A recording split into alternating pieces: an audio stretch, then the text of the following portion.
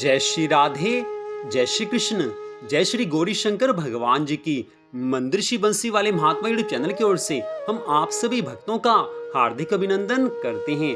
आज हम आपको सुनाने जा रहे हैं श्री शिव महापुराण के पहले खंड के तीसरे अध्याय की परम पावन कथा। पिछले अध्याय की कथा में आपने सुना था कि देवऋषि नारद जी किस प्रकार राजा की उस सभा में जाते हैं जहां पर राजपुत्री का स्वयंवर होने वाला होता है। उसके बाद वो राजपुत्री भगवान श्री हरि विष्णु जी के गले में वरमाला डाल देती है। अब उससे आगे की कथा। जब शिव गणों ने देवऋषि नारद जी से कहा कि आप अपने मुख को किसी दर्पण में देख तो लीजिए, उस समय शिव गणों की यह बात सुनकर देवऋषि नारद जी वहां से उठकर एक पानी से भरे हुए तालाब के पास जा पहुंचे हैं। वहां जल के भीतर जब उन्होंने अपने मुख का प्रतिबिंब देखा तो उन्हें अत्यंत आश्चर्य हुआ है। अपने उस विकृत रूप को देखकर उन्हें आज अत्यंत क्रोध हो आया है और उसी क्रोध में उन्होंने उन दोनों शिव गणों को यह शाप दिया है, अरे मूर्खों, तुमने हमारी बहुत अप्रतिष्ठा की है, अतः तुम दोनों भी छली तथा पापी हो जाओ। तुम अपने किए का फल पाओ कि जिससे फिर ऐसा नीच कर्म करने की तुम्हें हिम्मत ना पड़े। नारद जी के मुख से इस शाप को सुनकर वे दोनों गण अत्यंत चिंता मग्न होकर वहां से लौटकर अपने लोक में जा पहुंचे हैं और भगवान शिव जी की स्तुति करने लगे हैं। इधर देवऋषि नारद जी भी कुछ देर बाद अपनी यथार्थ दशा में आ गए, परंतु उनके मन में यह विचार निरंतर चक्कर काटता रहा कि श्री हरि विष्णु भगवान द्वारा छल किए जाने के कारण ही मेरा ऐसा अपमान हुआ है। अतः या तो मैं श्री हरि विष्णु भगवान को आज शाप दूंगा, अन्यथा अपने प्राण त्याग दूंगा। हे ऋषियों, यह निश्चय करके नारद जी भगवान विष्णु के वैकुंठ धाम को चल दिए हैं। उस समय नारद जी की इच्छा जानकर श्री हरि विष्णु भगवान उन्हें मार्ग में ही मिल गए। श्री हरि विष्णु भगवान के साथ वह कन्या भी थी जिसको उन्होंने स्वयंवर में प्राप्त किया था। अस्तु, श्री हरि विष्णु भगवान ने नारद जी को प्रणाम करके हास्यपूर्ण शब्दों में कहा है, हे नारद जी, आप इस प्रकार चिंतित होकर कहाँ जा रहे हैं? श्री हरि विष्णु भगवान के ऐसे वचन सुनकर नारद जी अत्यंत क्रोधित हुए हैं। उसी क्रोधावस्था में देवऋषि नारद जी के मुंह से ये शब्द निकले हैं कि हे श्री हरि विष्णु भगवान, तुम इस समय हमको अच्छे मिले, तुम बड़े छली हो। तुम्हारा वह छल जो तुमने दीते के पुत्रों के साथ मोहिनी रूप धारण करके अमृत को बांटने में किया था, प्रसिद्ध है ही। तुम्ही ने छल से जलंधर की स्त्री से उसका पतिव्रत धर्म छुड़ाया था। भगवान सदाशिव ने भी तुमको वरदान देकर संपूर्ण सृष्टि का स्वामी बनाकर उचित नहीं किया है। अब सदाशिव भगवान भी तुमको ऐसा स्वाधीन और संपूर्ण सृष्टि का स्वामी बनाकर अपने मन में चिंतित हैं। अतः हम भगवान सदाशिव की आज्ञा के अनुसार ही तुमको तुम्हारे कर्मों का फल देते हैं, जिससे कि तुम भविष्य में फिर ऐसा कोई काम नहीं करो।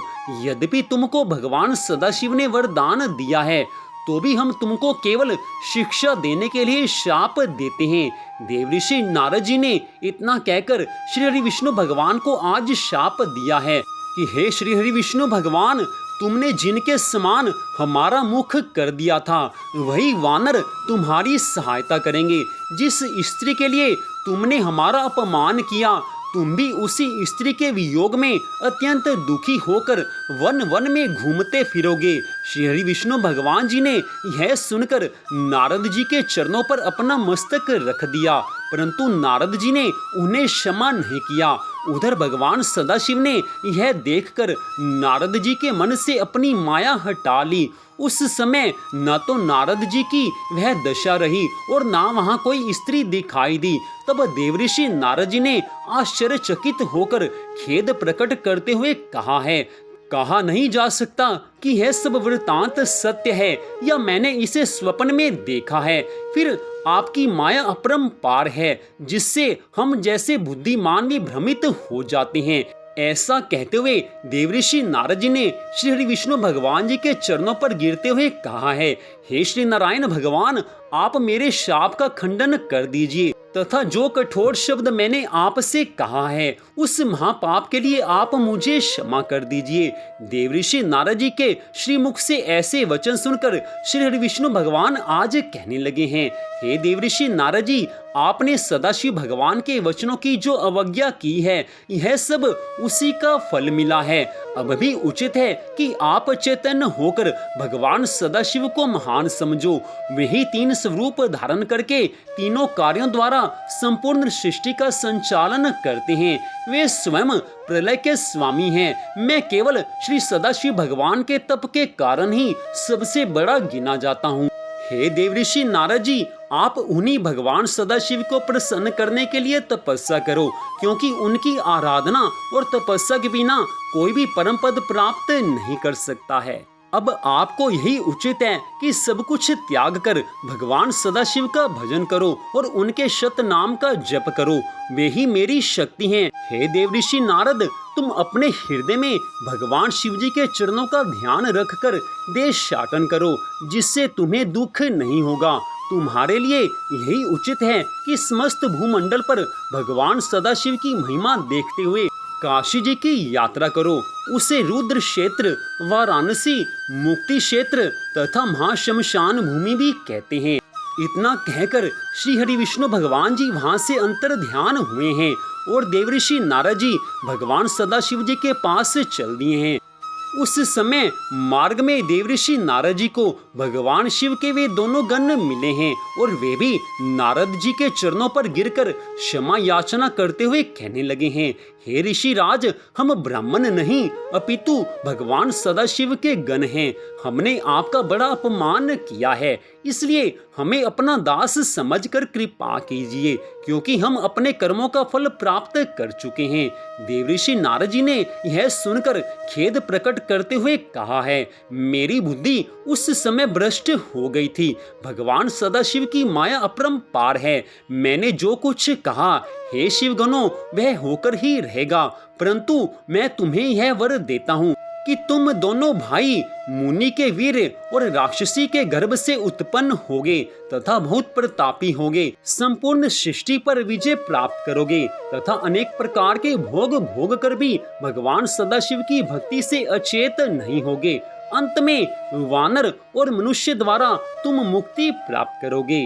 इतनी बात कहकर देवऋषि नारद जी पहले तो भगवान सदाशिव जी के पास तथा फिर ब्रह्मा जी के पास गए हैं और वहां दोनों हाथ जोड़कर स्तुति करते हुए कहने लगे हैं, हे पिताश्री, आपने श्री हरि विष्णु भगवान जी की जो कथा मुझसे कही थी, जिसमें की भक्ति, वैराग्य, तप, दान की रीति और तीर्थ आदि का वर्णन है, वह तो मैंने सुनी, परंतु मैं भगवान सदाशिव जी की भक्ति से अभी भी अनभिज्ञ हूँ। इसलिए कृपा करके मुझे कम से कम बताइए कि भगवान सदाशिव आदि, मध्य तथा अंत में क्यों रहते हैं और कैसे प्रसन्न होते हैं। मैं निर्गुण होकर भी सगुण रूप कैसे हो जाते हैं। आप अपनी तथा श्री हरि विष्णु भगवान जी की उत्पत्ति के ऊपर भी प्रकाश डालिए। भगवान शिव और पार्वती जी के जितने भी चरित्र हों, कृपा करके उन पर भी प्रकाश डालिए। ये सारी कथा मुझे सुनाइए, जिससे मुझे और आपको भी प्रसन्नता प्राप्त हो सके। बड़ी सुंदर कथा का वर्णन आज श्री सूत जी महाराज जी कर रहे हैं। देवऋषि नारद जी ने तो भगवान जी की आराधना की थी, लेकिन उनके मन में अहंकार आ गया था कि मैंने कामदेव को जीत लिया है, और उसी अहंकार को दूर करने के लिए भगवान सदाशिव और भगवान श्री हरि विष्णु जी ने ऐसी सुंदर लीला रचाई है कि जिससे कि देवऋषि नारद जी के मन का अहंकार नष्ट हो गया। जो उनको ये अहंकार था कि मैंने कामदेव पर विजय प्राप्त कर ली है, उनके उस अहंकार को भगवान ने अपनी कृपा से नष्ट किया है। भगवान अपने भक्तों पर सदा कृपा करते हैं। भगवान की कोई भी लीला ऐसी नहीं होती कि जिससे भगवान अपने भक्तों का कल्याण ना करें। भगवान जो कुछ भी करते हैं भक्त के भले के लिए ही करते हैं। देवऋषि नारद जी की भलाई के लिए ही भगवान ने ऐसी लीला रची थी। उस समय देवऋषि नारद जी नहीं समझ पाए, लेकिन बाद में भगवान की माया जब हटी, भगवान सदाशिव भोले शंकर ने जब देवऋषि नारद जी के मन से अपनी माया हटा ली, तब देवऋषि नारद जी को ज्ञान हुआ है और उसके बाद उन्होंने भगवान से क्षमा याचना की है। तो आज की इस कथा से यही मालूम होता है कि हम सबको भी भगवान की कृपा के ऊपर भरोसा रखना चाहिए। हमें कभी भी किसी बात का अहंकार नहीं करना चाहिए। जो कुछ भी हमारे पास जीवन में मिला हुआ है वे सब कुछ भगवान की कृपा से मिला है। भगवान कृपा करते हैं तभी तो हमारे जीवन में सुख शांति आनंद आते हैं। इसलिए अहंकार कभी भी किसी भी बात का नहीं करना चाहिए। सदा भगवान की भक्ति करते रहना चाहिए और सबसे विनम्र भाव से बातचीत करनी चाहिए। कभी भी किसी के साथ अहंकार भरे वचन नहीं बोलने चाहिए। अहंकार हो तो किस बात का, सब कुछ दिया हुआ उन्हीं ठाकुर जी का है। उन्हीं भगवान शिव शंकर भोलेनाथ की कृपा से जब सब कुछ मिला है, उन्हीं भगवान श्री राधा कृष्ण जी की कृपा से जब सब कुछ मिला है, तो अहंकार किसी बात का नहीं होना चाहिए।